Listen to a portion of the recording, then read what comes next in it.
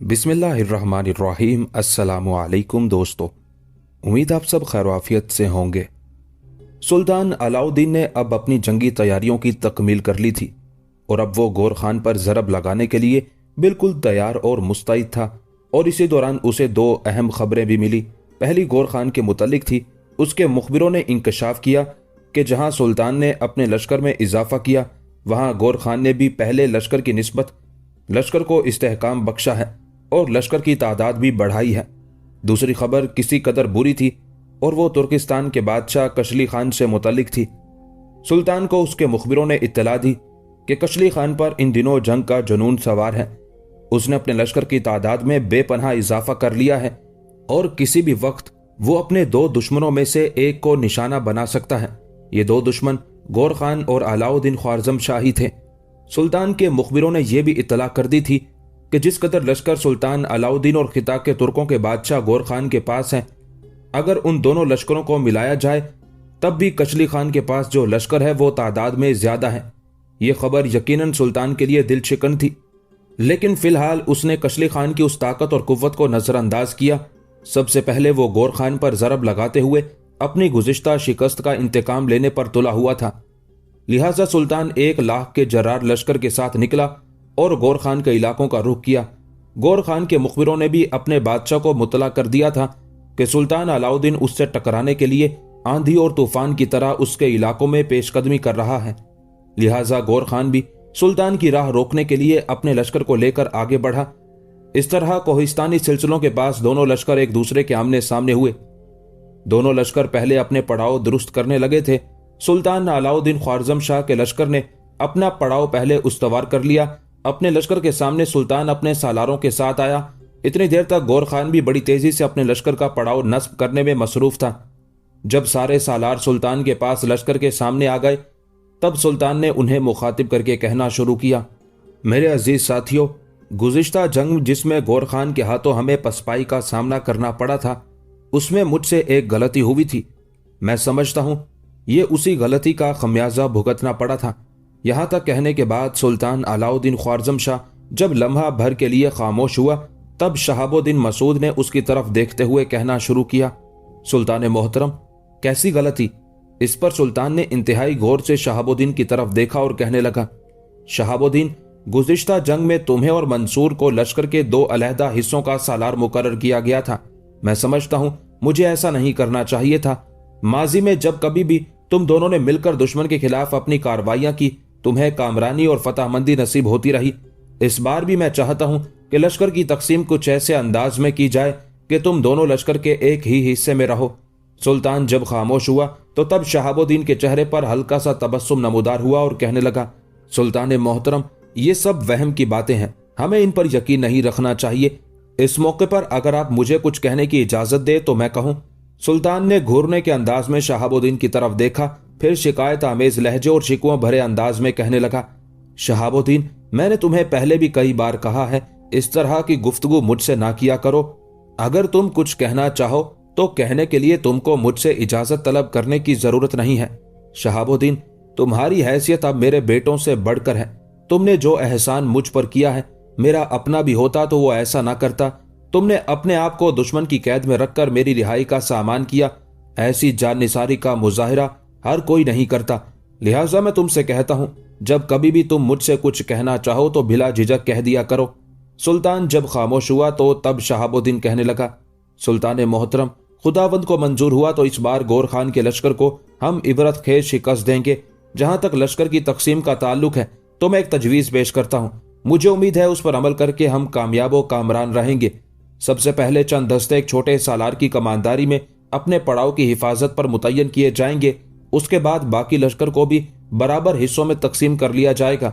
सुल्तान मोहतरम, लश्कर के वस्ती हिस्से में आप खुद रहिए। मोहतरम अमीनुद्दीन अबू बकर को अपने नायब की हैसियत से अपने साथ रखें। लश्कर का दरमियानी पहलू मेरे सपुर्द कर दें। मेरे साथ बदरुद्दीन काम करेगा। लश्कर का बायां पहलू मेरे भाई मंसूर की कमानदारी में दे दें और उसकी नयाबत मोहम्मद बिन अली करेगा। जब लश्कर की तकसीम का काम खत्म हो जाए तो फिर कुछ देर तक लश्कर के अंदर जोरदार अंदाज में तकबीरें बुलंद की जाएं। तकबीरों की ये आवाजें मेरे खुदावंद ने चाहा तो गौर खान के लश्कर के अंदर दिल शिकनी की लहरें पैदा करती चली जाएंगी। उसके बाद हमें खुद हमलावर होने में पहल करनी चाहिए। इस तरह गौर खान पर वाज़े हो जाएगा कि हम जंग की इब्तिदा करने और पहले ज़रब लगाने की हिम्मत और कुव्वत रखते हैं। सुल्तान मोहतरम, पहले पूरा लश्कर अपनी पूरी ताकत और कुव्वत के साथ गौर खान पर ज़रब लगाए। अपने हर लश्करी के जहन में ये बात डाल दी जाए कि पहले हमले में ही उसने कम अज कम दुश्मन के 5 लश्करियों को अपने सामने मौत के घाट उतारना है। जब हम ऐसा करने में कामयाब हो जाएं और गौर खान के लश्कर की अगली सफ़ों को दरहम बरहम करने में कामयाब हो जाएं, तो फिर सुल्तान मोहतरम हम एक तब्दीली पैदा करेंगे। आप अपने हिस्से के लश्कर के साथ गौर खान के सामने चट्टान की तरह रहिएगा। उस मौके पर आप पहले जारहियत इख्तियार ना करें, अमीनुद्दीन अबू बकर के साथ दिफा तक महदूद रहें। इस दौरान मैं अपने लश्कर के हिस्से के साथ दाएं तरफ हटने के बाद पलटूंगा और गौर खान के लश्कर के पहलू पर जरब लगाऊंगा। इस तरह मेरा भाई मंसूर भी करेगा, बाएं जानिब हटेगा, फिर गौर खान के लश्कर के दाएं पहलू पर टूट पड़ेगा। इस तरह दुश्मन को अपने लश्कर की तरतीब बदलने में कुछ वक्त लगेगा, इसलिए कि इससे पहले उसका पूरा हदफ सामने की तरफ होगा और सारी ताकत और सारी तवानाई वो अपने सामने ही सर्फ कर रहे होंगे। लेकिन जब मैं और मंसूर दोनों पहलुओं की तरफ हमलावर हो जाएंगे, तब गौर खान और उसके सालारों को अपने लश्कर की तरतीब भी बदलना होगी और पहलू पर दिफा मजबूत करने के लिए उस समत कुछ सालारों को भी मुतय्यन करना होगा। सुल्तान मोहतरम, ये काम पलक झपकने में तो नहीं हो जाएगा, कुछ वक्त लगेगा। इतनी देर तक हमें गौर खान के लश्कर पर हमलावर होकर उन्हें नुकसान पहुंचाने और उनकी सफ़ें उलटने का मौका मिल जाएगा।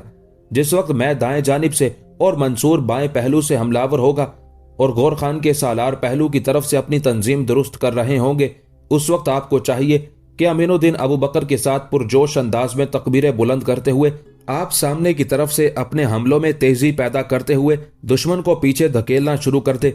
इसलिए कि सामने की तरफ से दुश्मन का जोर कम होगा, क्योंकि वो अपनी ज्यादातर तवज्जो अपने पहलू की तरफ मरकूज किए होगा। और जब तक वो पहलू में अपनी तरतीब को दुरुस्त करते हैं और वहां के लश्करियों की कमानदारी के लिए किसी सालार को मुकर्रर करते हैं, उस वक्त तक मैं और मंसूर उनके लश्कर की कई सफ़ों को उलटते हुए उनके लश्कर के अंदर घुसने की कोशिश करेंगे। उसके बाद सुल्तान मोहतरम, खुदावंद ने चाहा तो हम गौर खान के लश्कर के नीचे से जमीन खींच कर रख देंगे। शहाबुद्दीन जब खामोश हुआ तब लम्हा भर के लिए सुल्तान अलाउद्दीन ख्वारज़म शाह हल्की हल्की धीमी धीमी मुस्कुराहट में उसकी तरफ देखता रहा। फिर उसने मंसूर की तरफ देखा और कहने लगा, मंसूर, तुम इस सिलसिले में क्या कहते हो? जवाब में मंसूर झट से बोल पड़ा, सुल्तान मोहतरम, शहाबुद्दीन के नुक्ता नजर से इत्तेफाक ना करने का सवाल ही पैदा नहीं होता। मंसूर के उस जवाब पर सुल्तान थोड़ी देर तक मुस्कुराता रहा, फिर अपने मुअम्मर सालार अमीनुद्दीन अबू बकर की तरफ देखा और धीमे लहजे में उसे मुखातिब किया, अमीनुद्दीन, तुम इस सिलसिले में क्या कहते हो? अमीनुद्दीन मुस्कुराते हुए कहने लगा, सुल्तान मोहतरम, मैं तो वही कुछ कहता हूं जो मंसूर कह चुका है। अमीनुद्दीन अबू बकर के उस जवाब पर सुल्तान खुश हो गया था। फिर तौसीफी अंदाज में शहाबुद्दीन की तरफ देखते हुए कहने लगा, शहाबुद्दीन मेरे बेटे, जो तुमने तजवीज किया है उसी पर अमल पैरा हुआ जाएगा। मेरे ख्याल में अब अपने अपने हिस्से के लश्कर में चले जाओ और अपने अपने लश्करियों को इस तयशुदा मंसूबाबंदी से आगाह करो। उसके साथ ही शहाबुद्दीन, मंसूर, बदरुद्दीन और मोहम्मद बिन अली अपने अपने हिस्से की तरफ हो लिए थे। दूसरी तरफ गौर खान अपने सालारों के साथ जब अपने लश्कर की सफ़ें दुरुस्त कर चुका, तब एक घुड़सवार अपने घोड़े को सर पर दौड़ाता हुआ गौर खान के करीब आया। वो गौर खान का कोई मुखबिर था। उसे अपनी तरफ आते देखकर गौर खान लम्हा भर के लिए चौंका था, फिक्रमंद भी हो गया था। शायद वो ये सोच रहा था कि उसका मुखबिर शायद उसके लिए बुरी खबर लेकर आया है। करीब आकर वो घोड़सवार अपने घोड़े से उतरा, झुककर ताजीम दी। कुछ कहना चाहता था कि गौर खान ने उसे मुखातिब करने में पहल की। कुछ कहने से पहले मुझ पर यह वाज़े कर दो कि जो खबर तुम लेकर आए हो उसे मैं बुरी समझूं या अच्छी। गौर खान के उस सवाल पर वो मुखबिर उलझन में पड़ गया था। कहने लगा, मालिक, जो खबर मैं लेकर आया हूं मैं उसका तायुन नहीं कर सकता कि वो बुरी है या अच्छी। मैं वो खबर आपसे कहता हूं, फैसला आप ही कीजिएगा कि वो खबर हमारे लिए अच्छी है या बुरी। उस मौके पर गौर खान ने अपने करीब खड़े सालारों की तरफ पहले देखा, फिर जुस्तजू भरे अंदाज में कहने लगा, अच्छा कहो, तुम क्या कहना चाहते हो? इस पर आने वाला मुखबिर बोला, कहने लगा, मालिक, खबर यह है कि आपकी बेटी जोजन ने सुल्तान अलाउद्दीन के सालार शहाबुद्दीन मसूद से शादी कर ली है। अब वो उसकी बीवी है। हमें यह खबर बहुत देर से मिली और अब आपकी बेटी जोजन शहाबुद्दीन के एक बेटे की माँ भी है। मुखबिर जब खामोश हुआ तब वो सोचों में डूबा रहा। उसके बाद उसने मुखबिर को मुखातिब किया, पहले यह कहो कि यह खबर तुम्हें किसी मोतबर शख्स से मिली है या उड़ती हुई खबर है। इस पर आने वाला मुखबिर बोल उठा, मालिक, जो कुछ मैं कह रहा हूं यह हकीकत है, इसलिए कि यह खबर हमने मोतबर जराए से मालूम की है। तफसील इसकी कुछ यूं है कि जिस वक्त आपने अपनी बेटी को फूना के लश्कर के साथ दुल्हन बनाकर उस्मान खान की तरफ भेजा था तो उस लश्कर को शिकस्त हुई थी और हमारे जो लश्करी गिरफ्तार हुए थे उनके साथ जोजन भी गिरफ्तार हो गई थी। मालिक, मुसलमान औरतों का बड़ा एहतराम और उनकी बड़ी इज्जत करते हैं। जब वो गिरफ्तार हुई तो अलाउद्दीन ने उसके साथ बेहतरीन सलूक किया, उसे पेशकश की कि अगर वो अपने बाप के पास जाना चाहती है तो उसे एहतराम के साथ मुहाफिज दस्तों के साथ भेजा जाएगा। लेकिन जोजन ने आपके पास आने से इनकार कर दिया और उसने खुद अपनी जबान से अलाउद्दीन के सालार शहाबुद्दीन मसूद से शादी करने का इरादा जाहिर किया। जिस शख्स ने यह खबर हमें सुनाई है उसका यह भी कहना है कि जिस वक्त पहली बार शहाबुद्दीन एक सफीर की हैसियत से आपके दरबार में आया था उस वक्त से ही जोजन उसे पसंद करने लगी थी। लेकिन जब कैरिश भी उसकी तरफ झुक गई तब जोजन अपनी बहन की खातिर पीछे हट गई थी। मालिक, जिस वक्त शहाबुद्दीन सफीर की हैसियत से अपना काम निपटाकर वापस जा रहा था उस वक्त आपके भतीजे बेदू खान ने अपने कुछ आदमी रवाना किए थे ताकि शहाबुद्दीन को इस कदर जख्मी किया जाए कि वो अपने इलाकों में जाकर दम तोड़ दे। लेकिन जोजन क्योंकि पहली मुलाकात ही में उसे पसंद करने लगी थी, लिहाजा उसने भी अपने कुछ खास आदमी दरियाए आमू के पुल की तरफ रवाना किए थे, जहां उन्होंने बेदू खान के आदमियों का खात्मा कर दिया और इस तरह शहाबुद्दीन कोई नुकसान उठाए बगैर अपने इलाकों में वापस जाने में कामयाब हो गया था। जोजन और शहाबुद्दीन की शादी को साल से जायद हो गया है और अब वो शहाबुद्दीन के एक बेटे की मां है। मुखबिर जब खामोश हुआ तब गौर खान ने उसे जाने की इजाजत दे दी। जब वो वहां से हट गया तब गौर खान अपने सालारों को मुखातिब करके कहने लगा, मैं समझता हूं कि यह हमारे लिए दूसरी बुरी खबर है। पहली बुरी खबर हमारे लिए यह थी कि पहली जंग में हमने मुसलमानों के सुल्तान अलाउद्दीन और शहाबुद्दीन मसूद को गिरफ्तार भी कर लिया, लेकिन हमारी बदकिस्मती न हमें उसकी खबर हुई न हमारे सालार सुल्तान और शहाबुद्दीन को पहचान सके, और जिस सालार के वो हवाले किए गए थे दोनों उसे चकमा देकर बच निकलने में कामयाब हो गए। और अब ये दूसरी बुरी खबर आज सुना दी गई है कि मेरी बेटी जोजन भी दुश्मन से मिल गई है। अगर साल भर पहले वाली जंग में जब अलाउद्दीन और शहाबुद्दीन गिरफ्तार हुए थे उस वक्त हम उन पर गिरफ्त कर लेते तो अब तक अलाउद्दीन की सल्तनत के बहुत से इलाके हमारे कब्जे में होते। बहरहाल अलाउद्दीन के साथ आज की जंग फैसला कुन होगी। पहली जंग में अलाउद्दीन को शिकस्त देने के बाद हम खामोश हो रहे थे, हम उसी में खुश थे कि हमने अलाउद्दीन से गुज़िश्ता शिकस्तों का इंतकाम ले लिया है। लेकिन इस बार अलाउद्दीन को शिकस्त देने के बाद हम इसके इलाकों में दाखिल होंगे और जिस कदर मुनासिब समझेंगे इसके इलाकों को अपनी ममलुकत में शामिल करके रहेंगे ताकि आने वाले दौर में अलाउद्दीन कभी हमारे सामने सर उठाने के काबिल न रहे। यहां तक कहने के बाद कुछ देर के लिए गौर खान खामोश हो गया, कुछ सोचता रहा, फिर अपने सारे सालारों को मुखातिब करके कहने लगा, जंग के दौरान कोशिश करो कि किसी न किसी तरह इस शहाबुद्दीन को जिंदा गिरफ्तार किया जाए, इसे गजब ना पहुंचे। अगर वो जिंदा गिरफ्तार कर लिया गया तो फिर देखना मैं उसका क्या हशर नशर करता हूं। गौर खान मजीद कुछ कहना चाहता था कि खामोश हो रहा, इसलिए कि सुल्तान अलाउद्दीन के लश्कर में जोरदार अंदाज में तकबीरें बुलंद होने लगी थी, जिनसे गौर खान ने अंदाजा लगा लिया था कि सुल्तान अब हमलावर होने की तैयारी में है। गौर खान पुर उम्मीद था कि जंग में कामयाबी उसे ही होगी, इसलिए कि इस बार भी उसे खासी अददी फोकियत हासिल थी। जब मुसलमानों के लश्कर में तकबीरें बुलंद होना शुरू हुई तब गौर खान बड़ी जल्दी में अपने सालारों को मुखातिब करके कहने लगा, अपने अपने हिस्से के लश्कर के आगे चले जाओ। ये जो मुसलमान तकबीरें बुलंद कर रहे हैं इसका मतलब है वो हमलावर होने में पहल करना चाहते हैं, लेकिन मैं उन्हें ऐसा नहीं करने दूंगा। जल्दी करो, मैं मुसलमानों पर पहले हमलावर होना चाहता हूं। गौर खान के उन अल्फाज के साथ ही तूफानी अंदाज में उसके सालार हरकत में आए, अपने अपने हिस्से के लश्कर के आगे चले गए। उसके बाद गौर खान ने हमलावर होने के लिए अपने लश्कर को आगे बढ़ाया। फिर वो सुल्तान अलाउद्दीन के लश्कर पर खून रेजी करते तूफानों की तरह टूट पड़ा था। सुल्तान अलाउद्दीन और उसके सालार पहले हमलावर होने के लिए तैयार थे। जब गौर खान ने पहल कर दी तब वो भी बिल्कुल मुस्तैद और तैयार थे, लिहाजा जवाबी कार्रवाई करते हुए वो भी अजाबों के इर्तियाश की तरह हमलावर हो गए थे।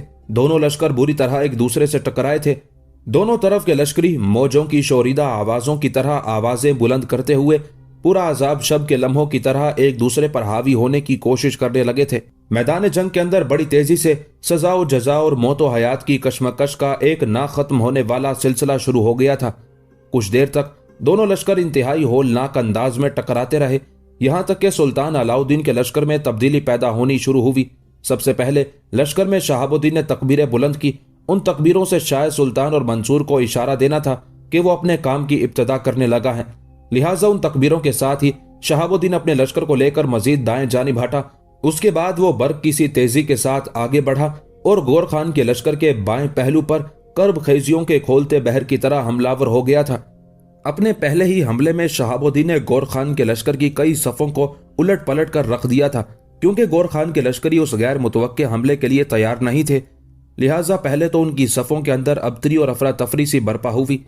उससे फायदा उठाते हुए शहाबुद्दीन ने गौर खान के लश्कर की कई सफों का खात्मा करके रख दिया था। जिस वक्त गौर खान और उसके सालार सामने के अलावा अपने बाएं पहलू की तरफ मुतवज्जे हुए थे और कोशिश कर रहे थे कि बाएं पहलू से अलाउद्दीन के लश्कर ने हमला किया है उसकी रोकथाम करें, कि दाएं जानिब भी उनके लिए एक अजाब उठ खड़ा हुआ। इसलिए कि शहाबुद्दीन के तकबीरें बुलंद करने के थोड़ी देर बाद मंसूर भी हरकत में आया था। वो बाएं जानिब के लश्कर की कमानदारी कर रहा था, लिहाजा वो मजीद बाएं जानिब हटा। फिर शहाबुद्दीन ही के अंदाज में आगे बढ़ा और गौर खान के लश्कर के दाएं पहलू पर वो सुलगते धारों की रवानी में वहशतों के रक्स की तरह हमलावर हुआ था। शहाबुद्दीन ही के अंदाज में मंसूर ने भी अपने तेज हमलों से गौर खान के लश्कर की कई सफों को उलट पलट कर रख दिया था। गौर खान और उसके सालार अब एक उलझन में मुब्तला हो गए थे। पहले उनकी सारी तवज्जो अपने सामने थी और वो कोशिश कर रहे थे कि लम्हा बा लम्हा अपने हमलों में शिद्दत पैदा करते हुए सुल्तान पर दबाव डालें और अपनी कामयाबी को यकीनी बनाएं। उन हालात में सामने की तरफ से उनकी तवज्जो किसी कदर कम हो गई, इसलिए कि जब पहलुओं की तरफ से शहाबुद्दीन और मंसूर ने तेज हमले किए तो गौर खान के लश्कर को खासा नुकसान पहुंचा। तब गौर खान और उसके सालार अपने लश्कर के अंदर तब्दीली करते हुए कुछ सालारों को कमानदारी सौंपते हुए दाएं बाएं रवाना करने लगे थे। उस सूरत हाल से जहां शहाबुद्दीन मसूद और मंसूर ने पूरा फायदा उठाया था, सुल्तान भी पीछे नहीं रहा। उसने जब देखा गौर खान और उसके सालारों की ज्यादा तवज्जो अपने लश्कर के पहलुओं की तरफ हो गई है जहां शहाबुद्दीन और मंसूर जरबे लगा रहे हैं, तब उसने भी अपने हमलों में ज्यादा शिद्दत और तलखी पैदा करते हुए गौर खान के लश्कर पर अजाब भरी आंधियों और महरूमियों की दास्तानें रकम करती वहशत की पतझड़ की तरह जरबे लगाना शुरू कर दी थी। ये सूरत हाल जहां सुल्तान के लिए बड़ी मुवाफिक थी, वहां गौर खान के लिए बड़ी तकलीफ दे थी। पहलुओं की तरफ से क्योंकि शहाबुद्दीन और मंसूर ने अचानक हमला किया था, लिहाजा गौर खान और उसके सालारों को अपनी तरतीब और तंजीम तब्दील करने में कुछ वक्त लगा था। ये वक्त ही गौर खान के लश्करियों पर कयामत बनकर गुजर गया था, इसलिए कि जब तक पहलुओं की तरफ से गौर खान और उसके सालार अपनी तंजीम दुरुस्त करते, वहां नए सालार मुकर्रर करके जवाबी हमलों की इब्तिदा करते, उस वक्त तक शहाबुद्दीन और मंसूर ने गौर खान के लश्कर के पहलुओं को बिल्कुल छलनी करके रख दिया था। सामने की तरफ से क्योंकि गौर खान की तवज्जो कम हो गई थी, लिहाजा सुल्तान अलाउद्दीन और अमीनुद्दीन अबू बकर ने भी काफी नुकसान पहुंचाते हुए पेशकदमी शुरू कर दी थी। गौर खान के लश्करियों ने जब देखा कि सामने तो उनके लश्करियों की लाशें दूर तक फैली हुई हैं और पहलुओं की तरफ से भी सफ़ें की सफ़ें खत्म होना शुरू हो गई हैं, यहां तक कि लश्करी अपनी जानों को महफूज रखने के लिए लश्कर के वस्ती हिस्से को जाने को तरजीह दे रहे थे, और ये सूरत हाल यकीनन गौर खान और उसके सालारों के लिए खतरे और अंदेशे का पैगाम था। दूसरी तरफ सुल्तान अलाउद्दीन ख्वारज़म शाह के लश्करियों ने जब देखा कि उनके तेज हमलों के बायस चारों तरफ से गौर खान के लश्करियों की लाशें बिखरनी शुरू हो गई हैं, तो उस सूरत हाल ने उनके जज्बों के अंदर एक तुंदी वलवलों को एक तरह से इस्तेहकाम बख्शा था, और वो पहले की निस्बत ज्यादा शिद्दत और सख्ती के साथ गौर खान के लश्कर पर हमलावर होने लगे थे। उन तेज हमलों के बायस गौर खान को जो सुल्तान पर अपने लश्कर की अददी फोकियत हासिल थी वो खत्म हो गई थी, और अब तीन अतराफ के हमलों ने गौर खान के लश्कर में मजीद कमी करना शुरू कर दी थी। गौर खान ने जब देखा कि मुसलमानों के इस तरह जंग के अंदर तब्दीली करने के बायस उसके लश्करी शिकस्ता दिल हो गए हैं और बड़ी तेजी से उसके लश्कर की तादाद कम होती जा रही है, तब उसने शिकस्त कबूल करते हुए अपने लश्कर के अंदर पसपाई के नकारे बजवा दिए थे। नकारों की आवाज सुनते ही गौर खान, उसके सालार और उसके लश्करी अपनी जानें बचाकर शिकस्त कबूल करते हुए भाग खड़े हुए। सुल्तान अलाउद्दीन के अलावा शहाबुद्दीन और मंसूर ने भागते दुश्मन का बदतरीन और इंतहाई शिद्दत के साथ ताकुब शुरू कर दिया था। कुछ दूर तक यह ताकुब जारी रहा। जब देखा गया कि गौर खान अब पलटकर हमला करने के काबिल नहीं रहा, अपने मरकजी शहर की तरफ भाग गया है, तब सुल्तान ने यह ताकुब तर्क कर दिया था। ताकुब तर्क करके सुल्तान अलाउद्दीन ख्वारज़म शाह कुछ देर तक अपने सामने गौर खान के भागते लश्कर को देखता रहा। जब गौर खान अपने लश्कर के साथ निगाहों से ओझल हो गया तब सुल्तान अलाउद्दीन अपने घोड़े से उतरा। उस मौके पर उसके छोटे बड़े सालार उसके गिर्द जमा थे। घोड़े से उतरने के बाद सुल्तान अलाउद्दीन ने किबले का तयन किया। फिर काबा की तरफ रुख करते हुए सुल्तान सजदारेज हुआ और इंतहाई रिक्कत और आजिज़ी में तकरीबन रोते हुए दुआ मांग रहा था। दुआ मांगने के बाद सुल्तान उठ खड़ा हुआ, अपने घोड़े की तरफ गया। घोड़े की जीन के साथ जो अंगूछा बंधा हुआ था उससे उसने अपनी आंखों से निकलते हुए आंसू साफ किए। उस मौके पर इर्द गिर्द सारे सालार बेहद मुतासिर खड़े नमनाक आंखों से सुल्तान की तरफ देख रहे थे। सुल्तान ने संभलने के बाद सबसे पहले शानदार कारगुजारी पर अपने सारे सालारों का शुक्रिया अदा किया। उसके बाद अपने घोड़े पर सवार हुआ, लश्कर को लेकर पलटा, उस जगह गया जहां जंग हुई थी। जंग में काम आने वालों की तकफीन के बाद जख्मियों की देखभाल की गई। उसके बाद गौर खान के पड़ाव की हर चीज पर कब्जा करने के बाद सुल्तान ने अपने लश्कर के साथ पड़ाव कर लिया था। शायद सुल्तान वहां कयाम करके अपने लश्करियों को चंद दिन आराम करने और सुस्ताने का मौका फराहम करना चाहता था। मैदान जंग के अंदर ही सुल्तान ने चंद दिन आराम किया। जब जख्मी होने वाले काफी हद तक तंदुरुस्त हो गए तब वो अपने लश्कर को हरकत में लाया और ख्वारजम का रुख किया। सुल्तान के हाथों खिता के तुर्कों के बादशाह गौर खान की ये बदतरीन शिकस्त थी और सुल्तान ने अब उसे इस काबिल नहीं छोड़ा था कि आने वाले दौर में वो कभी सुल्तान के सामने सर उठा सकता। एक दिन शहाबुद्दीन, जोजन और सदूरा तीनों इकट्ठे बैठकर खाना खा रहे थे। खाने के बाद जोजन तहारत खाने में शहाबुद्दीन के हाथ धुला रही थी कि हवेली के दरवाजे पर दस्तक हुई थी।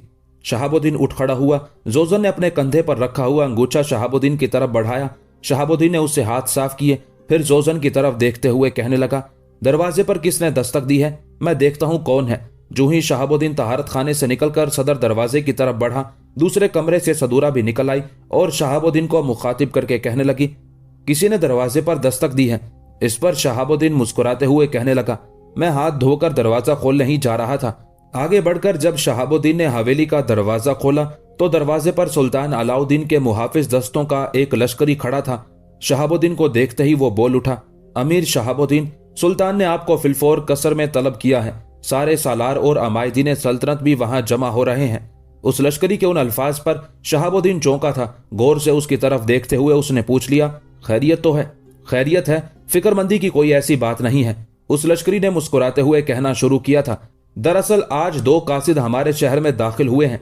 सुबह सवेरे गौर खान का एक कासिद आया था, उसे रोक लिया गया है और दोपहर के वक्त तातारियों के बादशाह कशली खान की तरफ से भी एक कासिद आया है। अब सुल्तान ने इजलास तलब कर दिया है और बारी बारी सबके सामने उन दोनों कासिदों को तलब किया जाएगा और देखा जाएगा कि वो अपने अपने हुक्मरानों की तरफ से सुल्तान के लिए क्या पैगाम लेकर आए हैं। आने वाले उस लश्करी के जवाब पर शहाबुद्दीन किसी कदर मुतमईन हो गया था। फिर उसे मुखातिब करके कहने लगा, तुम चलो, मैं तुम्हारे पीछे पीछे आता हूं। उसके साथ ही वो लश्करी वहां से हट गया था। दरवाजा बंद करके जब शहाबुद्दीन मुड़ा तब उसने देखा जोजन और सदूरा दोनों हवेली से निकलकर बाहर सहन में आन खड़ी हुई थी। जो ही शहाबुद्दीन उनके करीब गया, सदूरा ने उसे मुखातिब किया, कौन था और आपसे क्या कह रहा था? इस पर आने वाले उस लश्करी से होने वाली गुफ्तगू की तफसील शहाबुद्दीन ने सदूरा और जोजन दोनों से कह दी थी। ये तफसील जानकर जोजन किसी कदर मुतमईन हो गई थी। गमजदा से अंदाज में वो शहाबुद्दीन को मुखातिब करके कहने लगी, फिर कहीं किसी मुहिम की इब्तदा तो नहीं हो रही? मेरे बाप को जो गुज़िश्ता दिनों शिकस्त हुई थी उससे मैं मुतमईन हो गई थी कि अब वो लड़ाई झगड़े और जंग की कोई तरह नहीं डालेगा। अब आपने बताया है कि उसकी तरफ से एक पैगंबर आया है, तो इस इंकशाफ ने मुझे मजीद परेशान कर दिया है कि कहीं वो फिर सुल्तान के साथ किसी जंग की इब्तदा ना कर दे। और इस मौके पर तातारियों के बादशाह कशली खान का भी कासिद आया है, तो उसका आना भी बगैर किसी इल्लत के नहीं है। शहाबुद्दीन हवेली में दाखिल हुआ और उन दोनों को मुखातिब करके कहने लगा, तुम दोनों बैठो, मैं जरा लिबास तब्दील करके कसर की तरफ जाता हूं और देखता हूं क्या मामला है।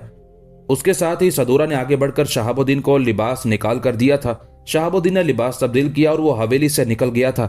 जिस वक्त वो कसर के कमरे में दाखिल हुआ उस वक्त सालारों के अलावा अमायदीन सल्तनत अपनी अपनी नशिस्तों पर बैठ चुके थे। ताहम सुल्तान अलाउद्दीन अभी उस कमरे में नहीं आया था। शहाबुद्दीन आगे बढ़कर अपनी नशिस्त पर बैठ गया जो मोहतरम अमीनुद्दीन अबू बकर के साथ थी। थोड़ी देर बाद सुल्तान उस कमरे में दाखिल हुआ। सब ने अपनी जगह खड़े होकर सुल्तान को ताज़ीम थी। हाथ के इशारे से सुल्तान ने सबको बैठने के लिए कहा, खुद भी वो नशिस्त पर बैठ गया। फिर सबको मुखातिब करके कहने लगा, आपको जहमत इसलिए दी है कि आज हमारी तरफ 2 कासिद आए हैं, एक खिता के तुर्कों के हुक्मरान गौर खान का और दूसरा तातारियों के बादशाह कशली खान का। मैं पहले गौर खान के कासिद को तलब करता हूँ और देखता हूं कि वो अपने बादशाह गौर खान की तरफ से क्या पैगाम लेकर आया है।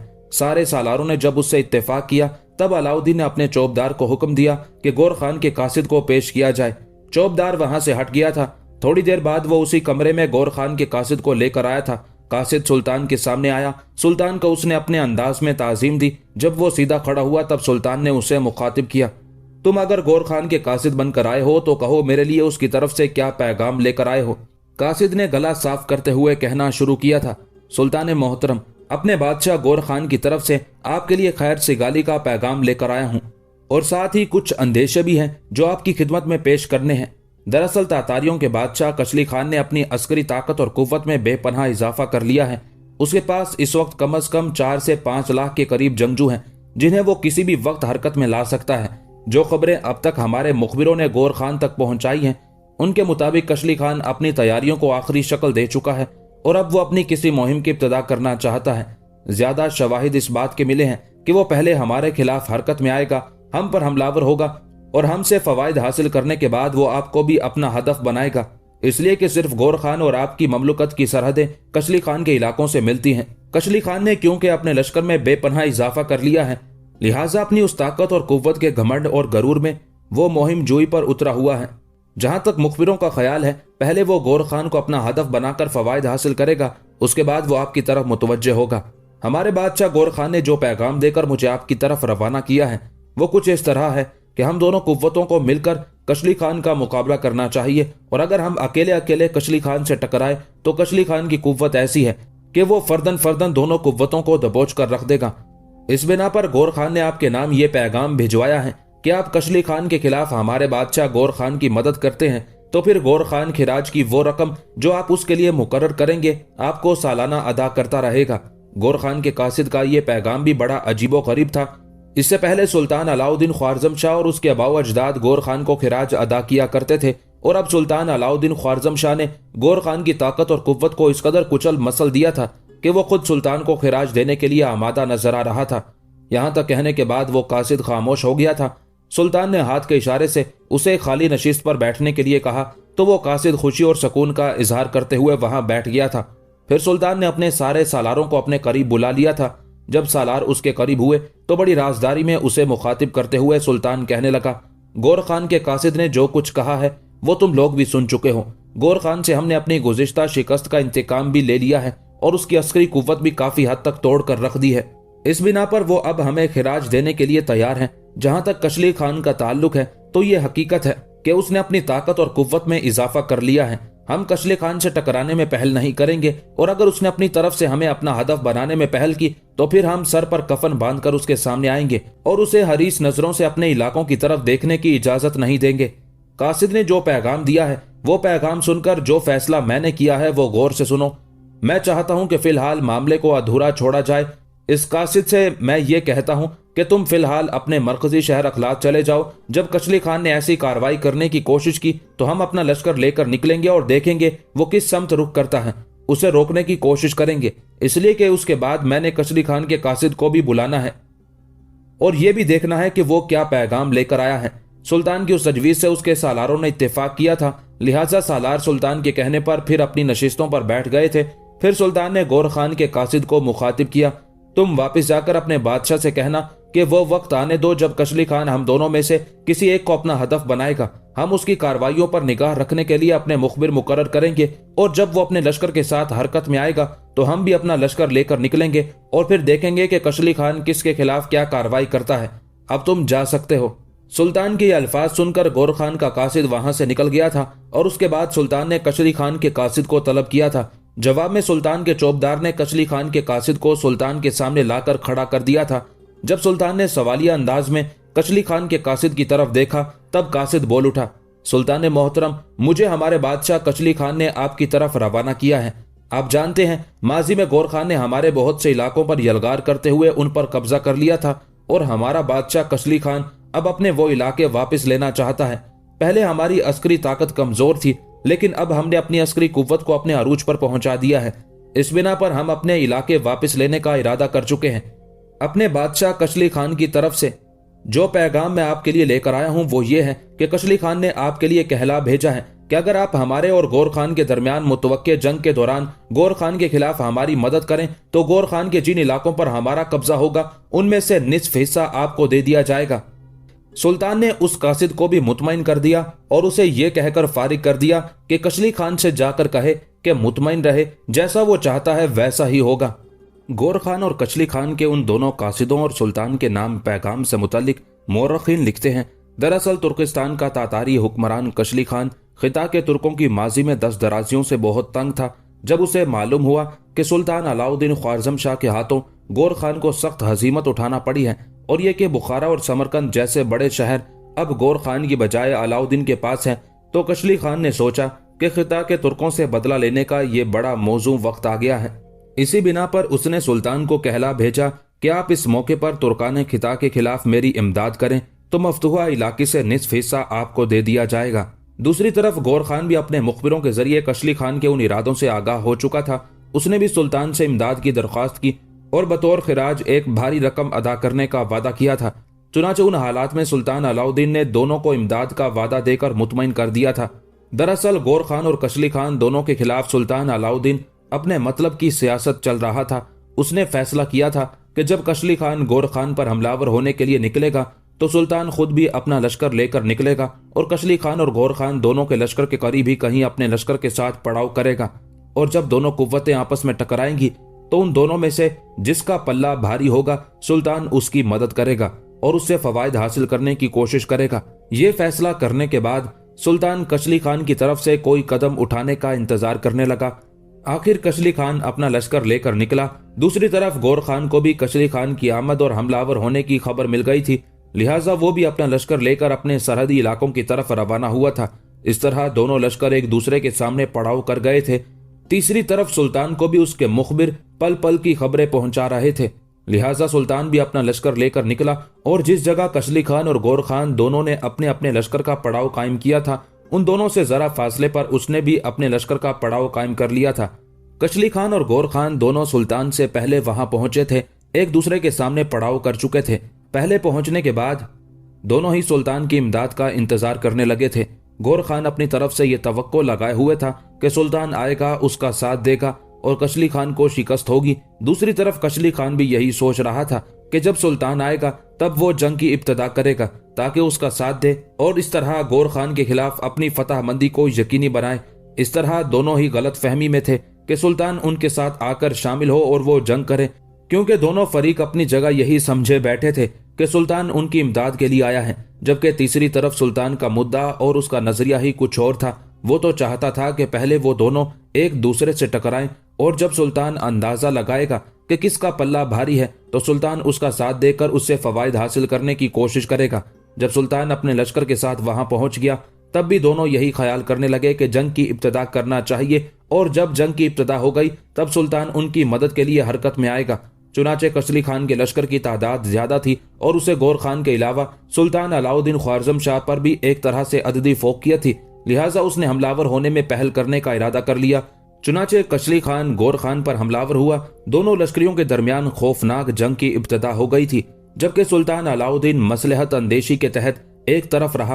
अभी तक उसने किसी का साथ देने का अज़्म नहीं किया था, लेकिन थोड़ी देर बाद जब उसने देखा कि जंग में गौर खान के मुकाबले में कशली खान का पल्ला भारी हो रहा है तब उसने कशली खान का साथ दिया। इस तरह गौर खान के मुकाबले में कशली खान फतहमंद रहा और गौर खान को गिरफ्तार कर लिया गया, क्योंकि सुल्तान ने जंग के दौरान कशली खान का साथ दिया था और उसका साथ देने के बाद ही कशली खान को फतह हासिल हुई थी। लिहाजा सुल्तान ने कशली खान से मफ्तूहा इलाकों में से अपना हिस्सा तलब किया। कशली खान क्योंकि सुल्तान की सियासत को समझ चुका था, लिहाजा उसने बड़ी सख्ती के साथ इलाके देने से इनकार कर दिया। क्योंकि सुल्तान उस मौके पर कशली खान से उलझना नहीं चाहता था, इसलिए वक्ती तौर पर खामोश रहा। चूंकि सुल्तान ने आखिरी वक्त में कशली खान का साथ देते हुए एक तरह से अपना अहद पूरा नहीं किया था, इस बिना पर सुल्तान को कशली खान की तरफ से यह भी खतरा था कि वो किसी भी वक्त मुसलमानों के खिलाफ इंतकामी कार्रवाई कर सकता है। लिहाजा सुल्तान अपने लश्कर के साथ वहीं पड़ाव कर गया था। गौर खान को शिकस्त देने के बाद कशली खान के हौसले बढ़ गए थे। गौर खान को रिहा कर दिया गया था, लेकिन उसके बहुत से इलाकों पर कब्जा कर लिया गया था और उन इलाकों में से कोई भी इलाका कशली खान ने सुल्तान अलाउद्दीन के हवाले ना किया था। तुर्किस्तान के तातारियों का बादशाह कशली खान क्योंकि गौर खान और अलाउद्दीन दोनों ही को अपना बदतरीन दुश्मन ख्याल करता था, लिहाजा गौर खान को नीचा दिखाने के बाद अब उसकी निगाहें अलाउद्दीन ख्वारजम शाह पर जम गई थी। सुल्तान को भी उसका पूरा पूरा एहसास था कि अब कचली खान हर सूरत में मुसलमानों की सल्तनत को अपने सामने ज़ेर करने की पूरी कोशिश करेगा। बज़ाहिर कचली खान गौर खान को शिकस्त देने और उसके कुछ इलाकों पर कब्जा करने के बाद वहां से चला गया था, लेकिन सुल्तान मोहतात था। उसने अपने लश्कर का पड़ाव वहीं रखा जहां कचली खान और गौर खान का टकराव हुआ था। गौर खान का लश्कर भी अपने मरकजी शहर की तरफ जा चुका था। चंद हफ्तों बाद ही सुल्तान को खबरें आना शुरू हो गई कि कचली खान मुसलमानों पर जरब लगाने के लिए अपनी तैयारियों को आखिरी शक्ल दे रहा है। ये खबरें आने के बाद सुल्तान ने वक्त जाया नहीं किया, बल्कि उसने अपने सारे सालारों का इजलास तलब कर लिया था कि कचली खान के हमलों की रोकथाम का एहतमाम किया जाए, इसलिए कि कचली खान के पास अब 4 लाख से ज्यादा लश्कर था और सुल्तान के पास जो लश्कर था उसकी तादाद लगभग 1 लाख थी। जब सब सालार सुल्तान के पास जमा हो गए तब सुल्तान उन्हें मुखातिब करके कहने लगा, अजीजान देरीना, अब वही कुछ होने को है जिसका हमने इससे पहले अंदाजा लगा लिया था। कचली खान हम पर जरब लगाने के लिए अपनी तैयारियों को आखिरी शक्ल दे चुका है और जिस तरह हमारे मुखबिरों ने खबरें दी हैं उनके मुताबिक बहुत जल्द वो अपने मरकजी शहर से 4 लाख से जायद लश्कर लेकर निकलेगा और हमसे टकराएगा। मुखबिरों ने हमें यह भी बताया है कि कचली खान और उसके सालारों का इरादा है कि पहले वो हमारे सामने सफारा होगा और अपने जनो गुमान के मुताबिक हमें शिकस्त देने के बाद हमारी सल्तनत के अंदर दूर तक तुर्को ताज, लूट मार और तबाही और बर्बादी का खेल खेलेगा। ये मामला मैं अब तुम्हारे सामने पेश करता हूँ। आपस में सलाह मशवरा करो, इसके बाद किसी नतीजे पर पहुंचते हुए मुझे आगाह करो। सुल्तान के उन अल्फाज के जवाब में सारे सालार आपस में सलाह मशवरा करने लगे थे। कुछ देर खुसर फुसर होती रही, उसके बाद सारे के सारे शायद किसी नतीजे पर पहुंच गए थे। फिर सारे सालारों ने शहाबुद्दीन को अपना नुमाइंदा बनाया। उस पर शहाबुद्दीन सुल्तान को मुखातिब करके कहने लगा, सुल्तान मोहतरम, कचली खान 4-5 लाख का लश्कर लेकर हमारी तरफ बढ़ेगा। इस तरह उसकी और हमारी निस्बत 1-5 की होगी। इससे पहले क्योंकि कचली खान गौर खान को शिकस्त दे चुका है, लिहाजा गौर खान की शिकस्त और अपनी फतहमंदी की वजह से कचली खान, उसके सालारों और उसके लश्करियों के हौसले और वलवले अपने अरूज पर हैं। सुल्तान मोहतरम, हमें कचली खान से किसी तरीके से, किसी ढंग से निमटना होगा। 5 लाख के लश्कर के सामने हमें खुले मैदान में नहीं आना चाहिए। खुदा न खास्ता अगर हमारे पांव कचली खान के सामने से उखड़ गए तो फिर हम कहीं भी जमकर कचली खान का मुकाबला नहीं कर सकेंगे और एक बार हम उसके सामने से पसपा हो गए तो वो हमारी सल्तनत के अंदर तबाही और बर्बादी का वो खेल खेलेगा जिसकी इससे पहले कभी मिसाल ना देखी होगी। हम कहीं भी उसकी और उसके लश्करियों की राह रोकने के काबिल नहीं रहेंगे। सुल्तान मोहतरम, कचली खान के इलाकों से हमारे 3 बड़े शहर मिलते हैं जो फरगाना, शाश और काशान है। शाश और काशान इन दिनों बगैर फसील के हैं, फरगाना की फसील भी ना होने के बराबर है। लिहाजा इन तीनों शहरों के अंदर हमलावर किसी भी वक्त आसानी से दाखिल होकर लूट मार का बाजार गर्म कर सकता है। अब कचली खान से निमटने के लिए जो लाहे अमल और मनसूबाबंदी हमने तय की है उसके मुताबिक अपने लश्कर के साथ यहाँ से हमें कूच करना होगा। फरगाना, शाश और काशान से लगभग 10 मील पहले कोहिस्तानी सिलसिलों के दामन में वसी मैदान है। उन्हीं मैदानों को हमें मैदान जंग बनाना चाहिए। सुल्तान मोहतरम, जब कचली खान अपने लश्कर के साथ आंधी और तूफान की तरह हमारी तरफ बढ़ेगा तो हमारे पास आने से पहले उसके रास्ते में हमारे 3 शहर फरगाना, शाश और काशान आएंगे। लिहाजा हमने ये मंसूबाबंदी की है कि यहाँ से कूच करने के बाद पहले पूरा लश्कर कोहिस्तानी सिलसिले के करीब खुले मैदानों के अंदर पड़ाव करे। उसके बाद जो पहला कदम हमने उठाना है वो ये कि अपने उन तीनों शहरों की आबादी को शहरों से निकालकर जनूब के महफूज इलाकों की तरफ भेज दिया जाए और उनकी आर्जी रिहाइश का भी एहतमाम कर दिया जाए। जब उन तीनों शहरों की आबादी को जनूब की तरफ हिफाजत से मुंतकिल कर दिया जाएगा तब उन शहरों के अंदर अपने छोटे छोटे लश्कर मुतय्यन कर दिए जाएंगे। ये लश्कर बदरुद्दीन, मोहम्मद बिन अली और ताजुद्दीन की कमानदारी में काम करेंगे। ताजुद्दीन इन दिनों क्योंकि हमारे लश्कर में शामिल है, लिहाजा उससे बेहतर अंदाज में काम लिया जा सकता है। सुल्तान मोहतरम, इन तीनों शहरों में जो लश्करी मुतय्यन किए जाएंगे उन्हें ज्यादातर तीरों से लैस किया जाएगा और ये लश्करी शहर में दाखिल होने वाले रास्तों के करीब मुतय्यन किए जाएंगे। जहां तक हमारा अंदाजा है, जब कचली खान अपने लश्कर के साथ हमारी तरफ बढ़ेगा तो उसके जहन में यही बात होगी कि हमारे लश्कर की तादाद सिर्फ 1 लाख है। अगर वो ज्यादा से ज्यादा लश्कर भी अपने साथ लेकर आया तो 2 लाख पर वो इक्तिफा कर सकता है। वो यकीनन यही सोचेगा कि 2 लाख लश्कर के साथ वो हमें पसपा कर सकता है। बाकी लश्करियों को यकीनन वो हमारे 3 शहरों फरगाना, काशान और शाश की लूट मार पर मुकर्रर करेगा ताकि उन शहरों से अपने लिए फवायद हासिल करे। सुल्तान मोहतरम, ये भी मुमकिन है कि माजी की हमारी कामयाबियों और फतूहात की वजह से 2 लाख का लश्कर पाकर भी कशली खान हमारे सामने आने की हिम्मत और जुर्रत ना कर सके, वो ये भी कर सकता है कि पहले अपने एक लश्कर के हिस्से के जरिए फरगाना और दूसरे शहरों की लूट मार का काम करेगा, वहां से जरूरियात की हर शय हासिल करेगा। इतनी देर तक बाकी लश्कर के साथ किसी महफूज जगह वो पड़ाव करके इंतजार कर सकता है, और जब उसके लश्कर का एक हिस्सा तीनों शहरों की लूट मार, तबाही और बर्बादी से फारिग हो जाएगा तो फिर वो पूरे लश्कर के साथ हमारी तरफ बढ़ने की कोशिश करेगा।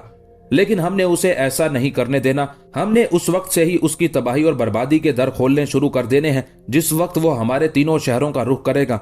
जैसा कि मैं कह चुका हूं कि अपने 3 सालारों की सरकर्दगी में तीनों शहरों के अंदर अपने लश्करी मुतय्यन कर दिए जाएंगे। वो ज्यादातर तीरंदाजी से काम लेंगे। जो ही कशली खान के लश्करी हमारे उन तीनों शहरों की लूट मार करने के लिए उन शहरों में दाखिल होंगे, हमारे लश्करी उन पर तीरों की बरसात करेंगे और कोशिश करेंगे कि कशली खान के लश्कर का जो भी हिस्सा उन 3 शहरों में दाखिल होता है, उन तीनों में से कोई भी बचकर शहर से भागने ना पाए। अगर हमारे लश्करी ऐसा करने में कामयाब हो जाते हैं तो सुल्तान मोहतरम, हम इस तरीके से कशली खान का आधे से भी ज्यादा लश्कर का खात्मा कर सकते हैं। कशली खान से निपटने के लिए सुल्तान मोहतरम ये हमारा पहला इकदाम होगा। जिन कोहिस्तानी सिलसिलों के करीब हमने पड़ाव किया होगा वहां भी हम कशली खान के खिलाफ एक मंसूबाबंदी करेंगे। पूरे लश्कर का पड़ाव उन्हीं मैदानों के अंदर रहेगा। दूर दूर तक खेमे नस्ब कर दिए जाएंगे और खेमे इस तरह नस्ब किए जाएंगे कि वसी इलाके को घेर ले, ताकि कशली खान यही समझे कि पूरे का पूरा लश्कर यहीं पड़ाव किए हुए है। जब हमारे मुखबिर हमें यह इत्तला देंगे कि कशली खान हमारी तरफ पेशकदमी कर रहा है, तब हम अपने लश्कर को 3 हिस्सों में तकसीम कर देंगे। एक हिस्सा बड़ा रखा जाएगा, 2 हिस्से छोटे रखे जाएंगे। छोटे हिस्सों में से एक मेरी कमानदारी में, दूसरा मंसूर की कमानदारी में रहेगा। जहां तक बड़े हिस्से का ताल्लुक है तो सुल्तान मोहतरम वो आपकी कमानदारी में रहेगा और मोहतरम अमीनुद्दीन अबू बकर आपके नायब की हैसियत से आपके साथ काम करेंगे। कशली खान आगे बढ़ते हुए जब हमारे शहरों को हदफ बनाएगा तो मुझे उम्मीद है वहां जो हमारे लश्करी मुतय्यन होंगे कशली खान को उसके एक हिस्से से महरूम कर देंगे। इस तरह हमसे इंतकाम लेने के लिए कशली खान और ज्यादा बरहम और गजबनाक हो जाएगा और यकीनन हमारी तरफ तेजी से आएगा, इसलिए कि कशली खान का मिजाज सांप की तरह है जो जख्मी होने के बाद ज्यादा खतरनाक साबित होता है। जिस वक्त हमारे मुखबिर इत्तला देंगे कि अब कशली खान हम पर जरब लगाने के लिए आ रहा है, तब किसी रात की गहरी तारीकी में मैं और मंसूर अपने अपने हिस्से के लश्कर के कोहिस्तानी सिलसिलों के अंदर घात ले लेंगे। कशली खान जब आप और अमीनुद्दीन अबू बकर के सामने आएगा और आपके लश्कर की तादाद को देखकर वो यकीनन खुश होगा। वो यही अंदाजा लगाएगा कि आपको शिकस्त देना उसके लिए बड़ा आसान और सहल है। आपके लश्कर की कम तादाद को देखते हुए किसी किस्म का शको शुबा भी नहीं पड़ेगा, इसलिए कि हमारी तरफ आने से पहले उसे हमारे तीनों शहरों के अंदर अपने लश्करियों के नुकसान का अंदाजा हो चुका होगा और वो जान गया होगा कि आपकी कमानदारी में लश्करी इसलिए कम है कि हमारे लश्कर का एक बड़ा हिस्सा उन तीनों शहरों के अंदर मुतय्यन है। इस बिना पर वो बगैर किसी शको शुबा के आपके सामने आएगा और वो आपसे टकराने की कोशिश करेगा। उस मौके पर मैं और मंसूर दोनों निगाह रखेंगे। हमारे कुछ आदमी मुतय्यन होंगे जो कोहिस्तानी सिलसिलों के अंदर चट्टानों के पीछे रहते हुए कशली खान के लश्कर की नकलो हरकत पर निगाह रखेंगे। जिस वक्त कशली खान आपसे टकराएगा, आप पूरी ताकत और कुव्वत के साथ उसके सामने सिर्फ दिफा तक महदूद रहिएगा। उस मौके पर हम ताखीर से काम नहीं लेंगे। जो ही कशली खान अपने पूरे लश्कर के साथ आप पर हमलावर होगा, पहले मैं कोहिस्तानी सिलसिले से निकलकर कशली खान के लश्कर पर जरब लगाऊंगा। मेरे बाद यही तरीका कार मंसूर भी इस्तेमाल करेगा और वो भी दुश्मन पर हमलावर हो जाएगा। सुल्तान मोहतरम, इस कार्रवाई के अलावा एक और कार्रवाई भी की जाएगी। अगर उस वक्त तक हमारे तीनों शहरों में जो हमारे लश्करी मुतय्यन होंगे वो उन शहरों में दाखिल होने वाले कशली खान के लश्करियों का खात्मा कर चुके होंगे, वो भी बदरुद्दीन, ताजुद्दीन और मोहम्मद बिन अली की सरकर्दगी में उन शहरों से निकलकर कशली खान की पुश्त की तरफ आएंगे और उस पर हमलावर हो जाएंगे। सुल्तान मोहतरम, जब ऐसा होगा तो मैं आपको यकीन दिलाता हूँ कशली खान के मुकद्दर में सिवाय जिल्लत और शिकस्त के कुछ नहीं रहेगा। यहाँ तक कहने के बाद शहाबुद्दीन रुका और दोबारा वो सुल्तान को मुखातिब करते हुए कह रहा था, सुल्तान मोहतरम, यहाँ से आगे कूच करने से पहले हमें तेज रफ्तार हरकारे अपनी उन चौकियों की तरफ रवाना करने होंगे जो हमने इन मैदानों की तरफ आते हुए ख्वारज़म से लेकर यहाँ तक कायम किए हैं। उन चौकियों में जो हमारे लश्करी मुतय्यन हैं उन्हें मुस्तैद किया जाएगा कि वो हमा वक्त चौकस रहें और जिस वक्त भी असला और कुमक की जरूरत हो वो मैदान जंग में उसका एहतमाम करते रहें, ताकि कशली खान के साथ अगर जंग तूल भी पकड़ती है तो कशली खान को खुदावंद ने चाहा तो हम थका मारेंगे। सुल्तान अलाउद्दीन ने अपने सालारों की उस तजवीज़ से मुकम्मल तौर पर न सिर्फ इत्मीनान का इजहार किया था, बल्कि उसने उस मनसूबाबंदी पर बेपनाह खुशी का भी इजहार किया था। चुनाचे उसी मनसूबाबंदी को आखिरी शक्ल दी गई। पहले लश्कर ने वहां से कूच किया। अपने 3 सरहदी शहरों से 10 मील पीछे ऐसे खुले मैदानों के अंदर सुल्तान ने अपने लश्कर का पड़ाव किया जिसके दोनों जानिब बुलंद कोहिस्तानी सिलसिले थे, और उन्हीं कोहिस्तानी सिलसिलों के अंदर सुल्तान ने खेमों का शहर आबाद कर दिया था। उस मैदान के बिल्कुल सामने वो शाहरा थी जो कशली खान के इलाकों की तरफ जाती थी। वहां पड़ाव करने के बाद अपने सालारों से मशवरा करके सुल्तान ने पहला कदम ये उठाया कि 20 से 25 मील आगे तक उसने अपने मुखबिर फैला दिए, ताकि उन इलाकों में अगर कशली खान का कोई लश्कर सरगर्दा हो तो फौरन उसका खात्मा कर दिया जाए। उसके बाद रात की तारीकियों में कुछ दिन काम करते हुए सुल्तान ने अपने तीनों शहरों की आबादियों को वहां से निकालकर जनूब के महफूज इलाकों की तरफ मुंतकिल कर दिया था, और उन तीनों शहरों के अंदर सुल्तान ने अपने सालारों में से ताजुद्दीन, बदरुद्दीन और मोहम्मद बिन अली की सरकर्दगी में लश्करी मुतय्यन कर दिए थे, ताकि जब कशली खान सुल्तान की तरफ बढ़ने से पहले उन तीनों शहरों की तबाही का एहतमाम करे तो उन शहरों पर हमलावर होने वाले उसके लश्करियों का खात्मा किया जा सके। इसके अलावा सुल्तान ने अपने 3 शहरों के अंदर 3 सालारों की सरकर्दगी में जो लश्कर मुतय्यन किए थे, उन्हें और उनके सालारों को यह भी हिदायत कर दी गई थी कि जब वो हमलावर दुश्मन पर तीर अंदाजी करके उनकी तादाद को खासा कम करते, फिर अपनी घात से निकलकर उन पर हमलावर हो जाएं और उनके हमलों के नतीजे में कशली खान के जो लश्करी मारे जाएं, उनके घोड़ों पर भी कब्जा कर लें और उन घोड़ों को अपने आगे आगे हंकाते हुए कशली खान की पुश्त की तरफ से नमूदार हो, और उन बेशुमार घोड़ों के जरिए से भी कशली खान के लश्कर के अंदर हलचल और अफरा तफरी बर्पा करके रख दें। यूं जिस तरह कशली खान ने सुल्तान पर जरब लगाने के लिए अपना एक बहुत बड़ा लश्कर तैयार कर लिया था, उसी के अंदाज में सुल्तान ने भी उससे निमटने के लिए अपनी तैयारियों को आखिरी शक्ल दे दी थी। सुल्तान अलाउद्दीन ख्वारजम शाह ने क्योंकि जिस जगह पड़ाव किया था उससे आगे कई मील दूर तक अपने मुसल्ला लश्करी और मुखबिर फैला दिए थे, लिहाजा उन इलाकों के अंदर कशली खान का जो शख्स भी उन्हें दिखाई देता वो उनका खात्मा करते चले गए थे। इस तरह कशली खान और उसके सालारों में से किसी को यह खबर ना हुई थी कि सुल्तान ने 3 शहरों की आबादी को जनूब के महफूज इलाकों की तरफ मुंतकिल कर दिया है और उन शहरों के अंदर अपने लश्करी भी बिठा दिए हैं। चुनाचे कशली खान अपना 4 से 5 लाख के करीब लश्कर लेकर निकला।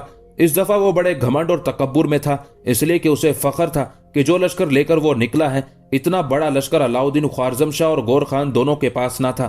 सुल्तान से टकराने और उस पर जरब लगाने से पहले, क्योंकि कशली खान के रास्ते में मुसलमानों के 3 बड़े शहर आते थे, लिहाजा उसने वही कदम उठाया जिसकी सुल्तान और उसके सालार तवक्को रखते थे।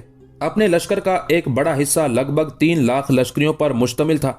उसने अलहदा किया, उस लश्कर को 3 हिस्सों में तकसीम किया। तीनों हिस्सों को सुल्तान के 3 शहरों पर हमलावर होने, वहां लूटमार करने और वहां से जरूरियात का सारा सामान निकालकर वापस लाने का हुक्म दे दिया था। अपने लश्कर का वो हिस्सा अलहदा करने के बाद कशली खान ने अब दरमियाना रवि से बल्कि आहिस्ता आहिस्ता आगे बढ़ना शुरू किया था। शायद वो ये जानता था कि जब तक वो सुल्तान के सामने जाए उस वक्त तक उसके लश्कर के 3 हिस्से भी मुसलमानों के 3 शहरों की लूट मार करके उसके पास वापस आ जाए और वो पूरे लश्कर के साथ सुल्तान पर जरब लगाए। अपने लश्कर को जिन 3 हिस्सों में तकसीम करके कशली खान ने अलहदा किया था, उन 3 में से सबसे पहले एक हिस्सा सुल्तान के शहर काशान में दाखिल हुआ। चूंकि ये शहर उस वक्त बगैर फसील के था, लिहाजा कशली खान के लश्करी बेहद मुतमईन और खुश थे कि शहर में दाखिल होकर वो अपनी मर्जी के मुताबिक लूट मार करेंगे, कत्लो गारतगरी से काम लेते हुए हर चीज को समेट कर वापस हो लेंगे। जिस वक्त 1 लाख का ये लश्कर काशान शहर के करीब पहुंचा, तब वो लश्कर 2 हिस्सों में तकसीम हो गया और शहर के 2 मुख्तलिफ अतराफ से शहर में दाखिल होना चाहा। उस वक्त शहर के अंदर जो सुल्तान के लश्करी थे, उन्होंने भी तातारियों को देख लिया था कि वो शहर के किस किस रास्ते से शहर में दाखिल होते हैं, लिहाजा उन्होंने भी उसी समत सिमट कर उनका मुकाबला करने का तहिया कर लिया था। सबसे पहले जो गिरोह काशान में दाखिल हुआ, वो जब पूरे का पूरा शहर में दाखिल हो गया, तब उन पर आफत और अजाब टूट पड़ा। जिस शाहरा पर वो आगे बढ़े थे, उस शाहरा के दोनों जानिब जो मकान, छोटे बड़े या हवेलियां थी, उनके अंदर से उन पर ऐसी तीरंदाजी होना शुरू हुई जैसे अचानक मूसलाधार बारिश शुरू हो गई हो। दाखिल होने वाले लश्कर की तादाद 1 लाख थी। शहर की गलियां और शाहराएं इतनी खुली और वसी ना थी, लिहाजा लश्कर की सफ़ें खूब गुथ गई थी और जब उन पर तीरंदाजी की गई तो किसी को फिलफौर अपनी जान बचाकर भाग जाने का मौका न मिला, जिसका नतीजा यह निकला कि सुल्तान के लश्करियों ने उनमें से अक्सरियत को मौत के घाट उतार दिया और जब बचने वालों ने भागना चाहा तो सुल्तान के लश्करी मरने वालों के घोड़ों पर बैठकर उनके ताक़ुब में निकले और भागने वालों में से अक्सर को उन्होंने मौत के घाट उतार दिया था। जो सूरत हाल काशान में पेश आई, बिल्कुल ऐसी ही सूरत हाल फरगाना और शाद शहर में भी पेश आई थी। वहां भी कशली खान के जो लश्करी दाखिल हुए थे, उनका मुकम्मल तौर पर सफाया कर दिया गया कशली खान के मरने वाले साथियों के घोड़ों पर सुल्तान के लश्करियों ने कब्जा कर लिया था। ऐसा करके कशली खान के लश्कर का तकरीबन आधे से ज्यादा हिस्सा मौत के घाट उतार दिया गया था, जबकि कशली खान और उसके बड़े सालार अभी तक उस हादसे और उस अलमिये से बेखबर थे। कशली खान ने गो अपने आगे बढ़ने की रफ्तार सुस्त कर दी थी। इसके बावजूद वो उस जगह जा पहुंचा जहां सुल्तान ने अपने लश्कर के साथ पड़ाव किया हुआ था, और बिल्कुल सुल्तान के सामने उसने पड़ाव कर लिया था। पड़ाव करने के बाद शायद कशली खान उस इंतजार में था कि उसने अपने जो लश्करी सुल्तान के 3 शहरों पर हमलावर होने के लिए रवाना किए हैं वो लूट मार का सामान लेकर वापस पहुंचे, तब सुल्तान पर हमले की इब्तदा करे। दूसरी तरफ सुल्तान का तेज रफ्तार मुखबिरों के जरिए अपने 3 शहरों से राब्ता कायम था, और उन शहरों में जो उसने अपने सालार मुकर्रर किए थे उन्होंने सुल्तान को पैगाम भिजवा दिया था कि कशली खान के जो लश्कर 3 शहरों पर हमलावर हुए थे उनका मुकम्मल तौर पर खात्मा कर दिया गया है, और कशली खान के मरने वाले सारे लश्करियों के घोड़े उनके कब्जे में हैं, और जिस वक्त कशली खान आपसे जंग शुरू करेगा वो उन घोड़ों को वहशतनाक अंदाज में भगाते हुए कशली खान की पुष्ट की तरफ से नमूदार होंगे और उसके लश्कर के अंदर अफरा तफरी बर्पा करके रख देंगे। कशली खान अपनी जगह खुश था, उसके पास अब यही 2 लाख का लश्कर था, जबकि जो लश्कर लेकर उसके सामने सुल्तान था वो तो तकरीबन उसके मुकाबले में ना होने के बराबर था। इसलिए कि कशली खान की आमद के पहले ही पहले शहाबुद्दीन और मंसूर अपने हिस्से के लश्कर को लेकर दाएं बाएं कोहिस्तानी सिलसिलों में घात में जा चुके थे। ताहम कशली खान को किसी किस्म का शको शुबा न हुआ, इसलिए कि एक तो सुल्तान ने अपनी खेमागाह खुली जगह नस्ब करके ये जाहिर किया था कि पूरे का पूरा लश्कर यही मौजूद है। इसके अलावा जो लश्कर उसके पास था उसे भी उसने मुख्तलिफ सफ़ों को खुला रखते हुए उसने खूब फैला दिया था, ताकि दुश्मन को किसी शुबे में मुब्तला ना होने दिया जाए। कशली खान चाहता था कि उसके लश्करी वापस आ जाएं तो वो जंग की इब्तदा करे, लेकिन चूंकि सुल्तान का 3 शहरों के अपने सालारों के साथ राब्ता था, लिहाजा उस राब्ते को सामने रखते हुए सुल्तान ने कशली खान पर हमलावर होने में पहल करने का इरादा कर लिया था। चुनाचे एक रोज सुबह सुबह सुल्तान के लश्कर के अंदर बड़ी बड़ी दफे और नकारे बजने लगे थे। ये बड़ी वहशतनाक आवाजें निकालती थी। मोरखीन लिखते हैं कि ऐसी ही बड़ी बड़ी दफे सुल्तान ने अपने मरकजी शहर ख्वारज़म के शाही किले पर भी नस्ब कर रखी थी। मोरखीन कहते हैं कि ये दफे दिन में 2 दफा पीटी जाती थी, एक तलुए आफ्ताब से पहले, दूसरे गरूब आफ्ताब के बाद, और दोनों के पीटने के उस अमल को नौबत सिकंदरी का नाम दिया गया था। इसके अलावा किले के दरवाजे पर सोने के 27 नकारे बजते थे, जो 27 मुअज़्ज़ज़ आदमी बजाते थे। उन बजाने वालों में वो शहजादे और हुक्मरान हुआ करते थे जिनके इलाकों को फतह करके सुल्तान ने अपनी कलमरों में शामिल कर लिया था। बहरहाल सुल्तान क्योंकि अपने छोटे सालारों के साथ राब्ते के बाद खुद कशली खान पर हमला करने में पहल करना चाहता था, लिहाजा अमीनुद्दीन अबू बकर के साथ वो अपने लश्कर की सफ़ें दुरुस्त करने लगा था। सुल्तान के लश्कर की उस हलचल और सूरत हाल को देखते हुए और लश्कर के अंदर नौबतों के पीटे जाने की आवाजें सुनकर कशली खान भी चौंक गया था, और उसने अंदाजा लगा लिया था कि सुल्तान जंग की इब्तदा करना चाहता है। लिहाजा उसने भी अपने लश्कर की सफ़ें दुरुस्त करना शुरू कर दी थी। आखिर सुल्तान अलाउद्दीन ख्वारज़म शाह अपने बुजुर्ग सालार अमीनुद्दीन अबू बकर के साथ हरकत में आया और अंगारों की तिलिस्मगरी की तरह हमलावर हो गया था। दूसरी तरफ कशली खान ने भी सुल्तान के उस हमले को कोई अहमियत ना दी थी, इसलिए कि कशली खान को सुल्तान के मुकाबले में लश्कर की अददी फोकियत हासिल थी। लिहाजा सुल्तान के उस हमले के जवाब में कशली खान भी अपने इरादों का तसलसल फैलाती हवसकारी की शोर अंगेजियों की तरह टूट पड़ा था। दोनों लश्करियों के टकराने से उन कोहिस्तानी सिलसिलों के बीच मौत की नादीदा परछाइयों का गुबार प्यासी रेत के पुरआजाब बगोलों की तरह उठ खड़ा हुआ था। दोनों तरफ के लश्करी एक दूसरे को नीचा दिखाकर अपनी फतह को यकीनी बनाने की कोशिश कर रहे थे। कोई ज्यादा देर ना गुजरी थी कि कशली खान के लिए दाएं जानिब के कोहिस्तानी सिलसिलों के अंदर से अजाब के चश्मे फूट पड़े थे। शहाबुद्दीन अपने लश्कर के साथ तकबीरें बुलंद करता हुआ नमूदार हुआ था।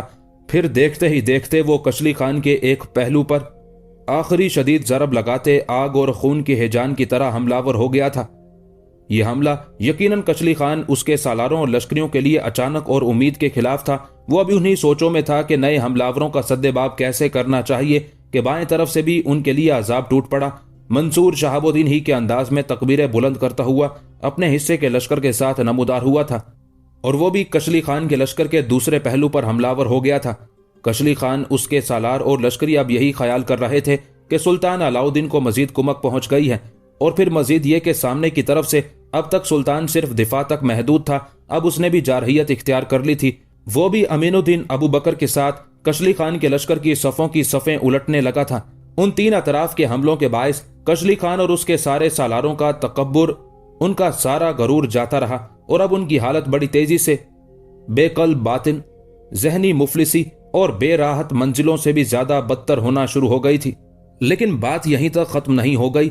अभी कशली खान और उसके सालार सामने के अलावा दाएं बाएं के हमलों को रोकने की कोशिश कर रहे थे कि उनकी पुष्ट की तरफ से एक हैजान उठ खड़ा हुआ, इसलिए कि सुल्तान के तीनों सालारों बदरुद्दीन, ताजुद्दीन और मोहम्मद बिन अली अपने 3 शहरों पर हमलावर होने वाले तातारियों का खात्मा करने के बाद उनके घोड़ों को अपने आगे आगे हाँकते हुए उधर ही का रुख कर रहे थे।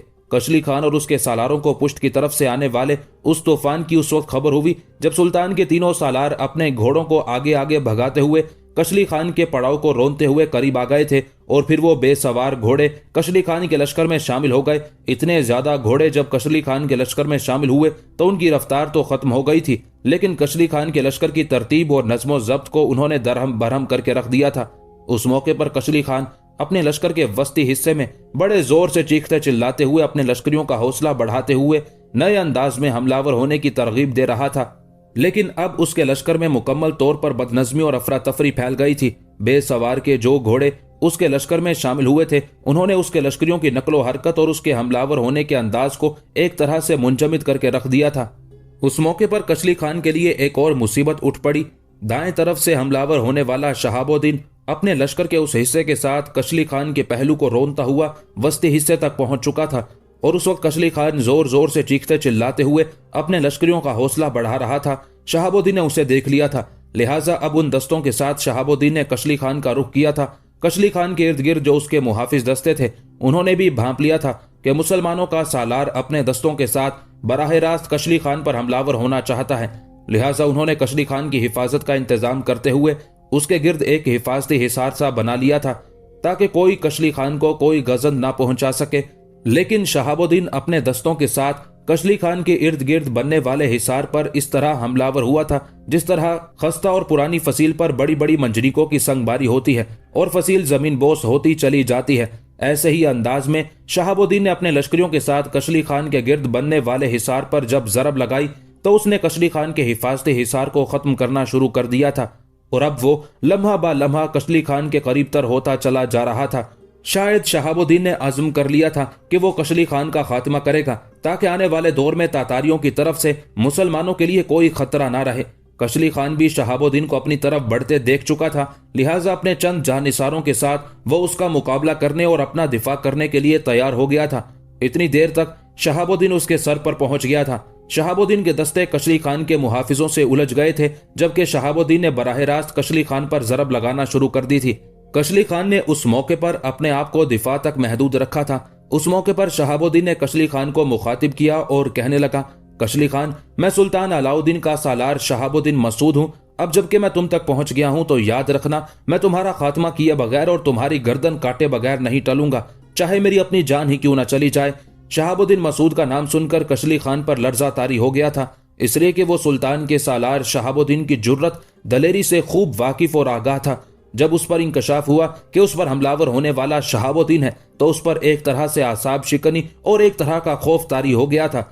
उसी से शहाबुद्दीन ने फायदा उठाया, बढ़ चढ़कर उसने कशली खान पर हमले किए। एक मौके पर जब कशली खान ने उसके वार को रोकना चाहा तो नाकाम रहा, जिसके नतीजे में शहाबुद्दीन की तलवार कशली खान की गर्दन काटते हुए उसे 2 लख्त करती चली गई थी। कशली खान की लाश घोड़े से गिर गई थी।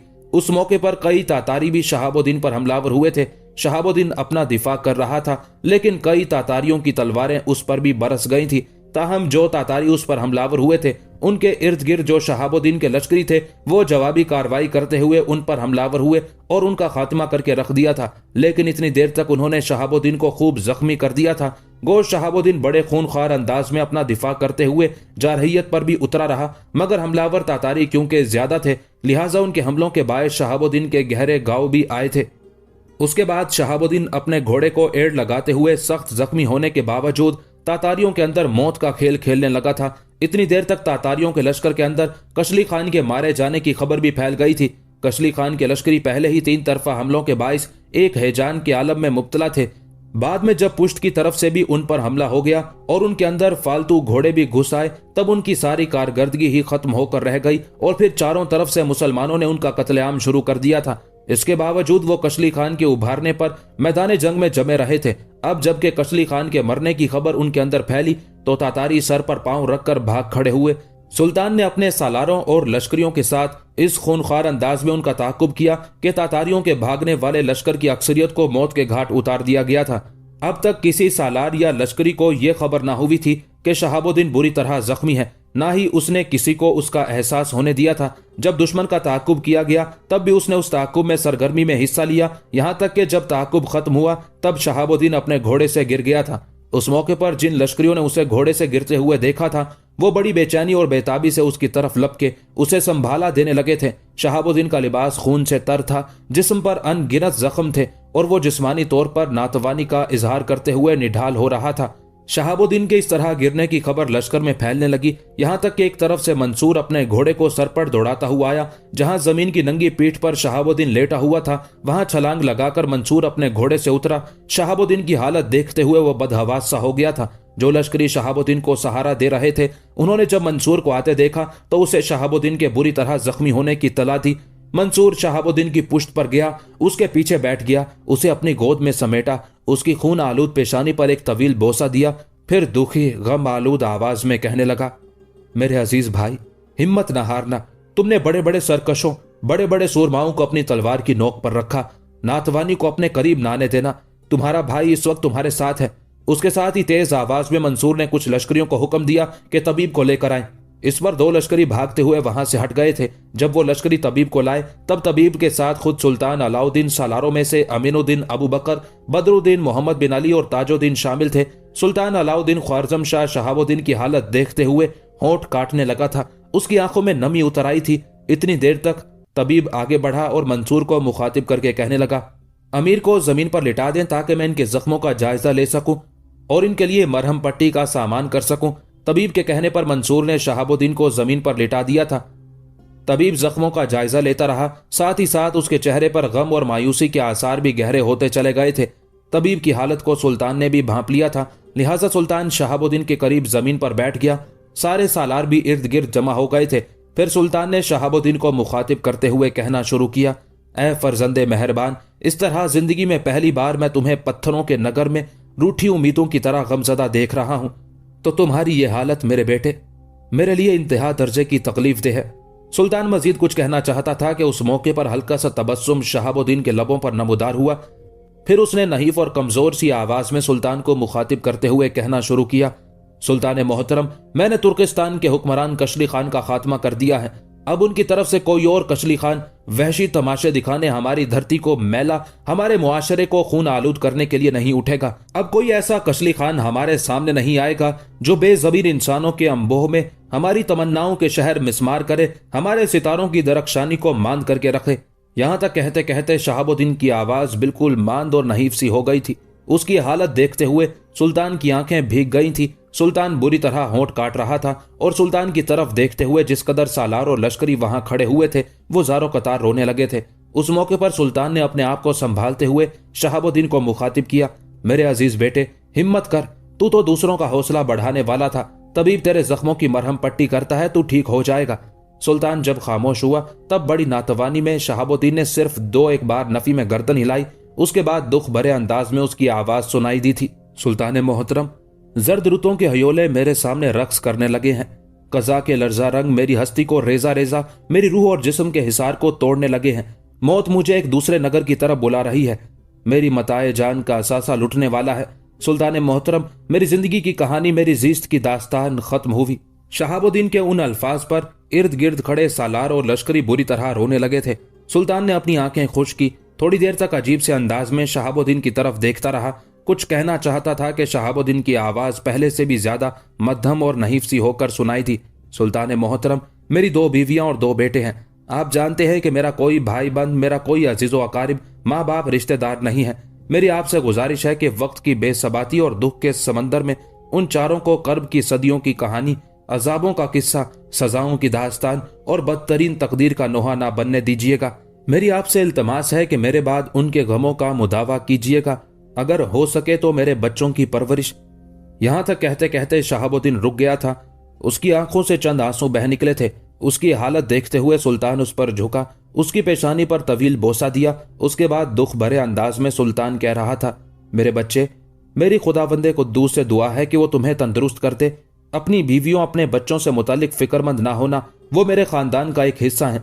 तुम्हारे बच्चों की परवरिश मेरे बच्चों की तरह होगी, तुम्हारी बीवियां कसर के अफराद की तरह आसूदा और खुशहाल रहेंगी। पर मेरे बेटे, तुम ऐसी मायूसी की बातें तो करने वाले नहीं हो, हिम्मत करो। यहां तक कहने के बाद जब सुल्तान रुका तब शहाबुद्दीन की नहीफ सी आवाज सुनाई थी, सुल्तान मोहतरम, मैं आपके और अपने दुश्मनों से टकरा सकता हूं। अपनी जान का नजराना पेश करते हुए अपनी सरजमीनों के तहफ्फुज का काम सर अंजाम दे सकता हूं, पर मैं मौत की अंधी चाप को कैसे रोक सकता हूं जो मजबूरियों की चादर ओढ़े अपने हाथों को मेरी तरफ दराज करती जा रही है। सुल्तान मोहतरम, कज़ा के हाथ मेरी समात के दरवाजे पर दस्तक देने लगे हैं।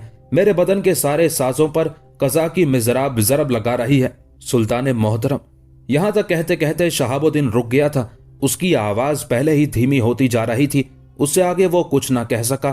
थोड़ी देर तक लंबे सांस लेता रहा, फिर जेरे लब उसने कुछ पढ़ा। उसके बाद उसकी गर्दन एक तरफ ढुलक गई और वो खालिक के हकीकी से जा मिला था। शहाबुद्दीन के मरने पर सुल्तान कुछ देर तक बड़ी हसरत से उसकी तरफ देखता रहा। उस मौके पर सुल्तान की आंखों में आंसू उमड़ आए थे। फिर सुल्तान ने झुककर शहाबुद्दीन की पेशानी इस अंदाज में चूमी जिस तरह कोई बेबस और लाचार बाप अपने मरने वाले मजबूर बेटे की पेशानी पर बोसा देता है। उस मौके पर सुल्तान की आंखों से चंद आंसू भी शहाबुद्दीन की पेशानी पर गिर गए थे और ये समा वहां खड़े सालारों के लिए बड़ा कर्बखेज था। कई सालारों के रोने की आवाजें, हिचकियां सिसकियां सुनाई दे रही थी। सुल्तान सीधा होकर बैठा, अपनी आंखें उसने खुश की, फिर बड़े कर्बखेज अंदाज में वो कह रहा था, ऐ फर्जंदे मेहरबान, मौत और वहशत के सायों के हजूम में तूने बड़े बड़े वहशी तमाशे दिखाने वाले जालिमों, हुर्मत का लहू करने वाले सुरमाओं, जुल्म की कमीन गाहें सजाने वाले सितमगरों को अपने सामने क्या खूब जेर किया। अगर तू जिंदा रहता तो हजारों कशली खान भी मेरे सामने आ जाते तो मैं उन्हें इस तरह मार भगाता जिस तरह कोई तावाना चौपान अपने रेवड़ पर हमलावर होने वाले भेड़ियों को मार भगाता है। अजीज बेटे, तू अपने बाद हमारे लिए अशकों की रवानी, जख्म खोरदा तसव्वुरात, सोख्ता फिक्र की राख छोड़े जा रहा है। तू मेरे लिए रियाजत का खुलूस, हौसलों की उड़ान, बेकरार जुर्रत और शुजात और कोकबे शबे ताब था। अगर मेरा खुदा मुझे मोहलत देता कि मैं इस दुनिया में कोई चीज मांगता तो ऐ फर्जंदे मेहरबान, मैं खुदावंदे कुद्दूस से तेरी जिंदगी की भीख मांगता। उससे आगे सुल्तान कुछ ना कह सका। उसकी आवाज उसके गले में दबी दबी हिचकियों सिसकियों में डूब कर रह गई थी। उस मौके पर सुल्तान अपने आप पर काबू ना पा सका। अपना चेहरा अपने दोनों घुटनों के दरमियान कर लिया। फिर वहां खड़े रोने वाले सब लोगों को सुल्तान की दबी दबी हल्की हिचकियां सिसकियां सुनाई दे रही थी। कुछ देर तक ऐसा ही समा रहा।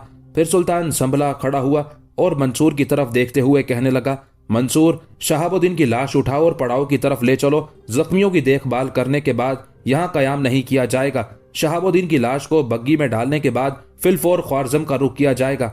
मैं शहाबुद्दीन की तजहीज़ो तकफीन वहां करना चाहता हूँ। सुल्तान के उन अल्फाज के साथ ही बहुत से लश्करी बड़ी तेजी से हरकत में आए। शहाबुद्दीन की लाश को उठाकर एक घोड़े पर रख दिया गया था। उस घोड़े पर मंसूर ही बैठा। फिर वो अपने पड़ाव का रुख कर रहे थे। पड़ाव में पहुंचते ही जख्मियों की देखभाल के बाद सुल्तान ने अपने लश्कर के साथ वहां से कूच किया। शहाबुद्दीन की लाश को बग्गी में रख दिया गया था। बग्गी में मंसूर खुद बैठ गया तो जिस वक्त लाश वाली बग्गी लश्कर के आगे आगे उस शाहरा पर रवाना हुई जो ख्वारजम की तरफ जाती थी, तो अचानक लश्कर का एक मुगन्नी बड़े पुरसोज और जां गुस्सिल आवाज में शहाबुद्दीन की मौत पर नोहा कहने लगा। जो कुछ वो कह रहा था उसके अल्फाज कुछ इस तरह थे, वक्त के समंदर में तू हमारे लिए खुद नगर पासबान, तमद्दुन की घाटियों में चट्टानों से टकरा जाने वाला फन का पुरजोश अज़्म, इंसानियत के खयाबानों में वलवलों का इख्तिताम और तहजीब की घाटियों में तू हमारे लिए हमारे जिस्मो जान का शऊर था। हमारी सफ़ों के अंदर तू तकदीर को मात कर देने वाला नवागर की सदाओं जैसा था। तूने अपने वजदान, अपने इरफान से हमें अफलाक पर कमन डालने का ढंग सिखाया। यहां तक कहने के बाद वो नोहागर खामोश हो गया था। थोड़ी देर बाद उसकी रोती हुई आवाज फिर सुनाई दी थी, तेरे बाद हमारे बदन पारा पारा, चेहरे लहू लहू, रूह के जज्बे मुंजमिद और दिल के निहा खानों में कफस की असीरी जैसी कैफियत तारी हो जाएगी। नोहागर अपने आप पर काबू ना रख सका था। आखिरी अल्फाज उसकी हिचकियों सिसकियों में डूब गए थे। कुछ देर के तवक्कुफ के बाद उसकी आवाज फिर सुनाई दी थी, तू जिंदा था तो हमारा हर ताक रोशन, हर बुर्ज दरख्शां, और तेरे जाने के बाद धरती के शादाब रास्ते हमारे लिए वैरान महताब की मरतूब मखमूर बिजली, बेरोनक और नमी में डूबी ठंडी हवाएं लू से भी बदतर हो जाएंगी। तू जिंदा था तो हमारा हर ताक रोशन, हर बुर्ज दरख्शां, और तेरे जाने के बाद धरती के शादाब रास्ते हमारे लिए वैरान महताब की मरतूब मखमूर तजल्ली, बेरोनक और नमी में डूबी ठंडी हवाएं लू से भी बदतर हो जाएंगी। वक्त की धूल खला के पुरअसरार सन्नाटों और ख़याबानों के माबदों में जब तक हम जिंदा रहेंगे, फितरत के जलाल जैसी तेरी जुर्रतमंदी और शुजात, सफ़ों को तलपट कर देने वाली तेरी जवामर्दी और हिम्मत हमारी जात का असासा बनी रहेगी। उससे आगे नोहागर कुछ ना कह सका, इसलिए कि वो अपने आप पर काबू ना रख सका था। बुरी तरह रो रहा था। उसके इस तरह रोने पर लश्कर के अंदर हिचकियां और सिसकियां सुनाई दे रही थी, जबकि शहाबुद्दीन की लाश वाली बग्गी के पीछे पीछे लश्कर उस शाहरा पर गामजन था जो दरियाए आमू को पार करके ख्वारज़म की तरफ जाती थी। यहाँ पर इस दिलचस्प दास्तान का इख्तिताम हो जाता है। अगले हिस्से में हम आपको सुल्तान जलालुद्दीन ख्वारज़म शाह की दास्तान शुजात सुनाएंगे। इस दास्तान के बारे में आपका क्या ख्याल है? कमेंट बॉक्स में अपनी राय का इजहार लाजमी कीजिएगा। हमारी हौसला अफजाई के लिए वीडियो को लाइक और शेयर लाजमी कर दीजिएगा और चैनल को सब्सक्राइब करके साथ में मौजूद बेल के बटन को दबा दीजिएगा ताकि हर नए आने वाली वीडियो का नोटिफिकेशन आपको बर वक्त मिल सके। अपना बहुत ख्याल रखिएगा। वस्सलाम। अल्लाह निगहबान।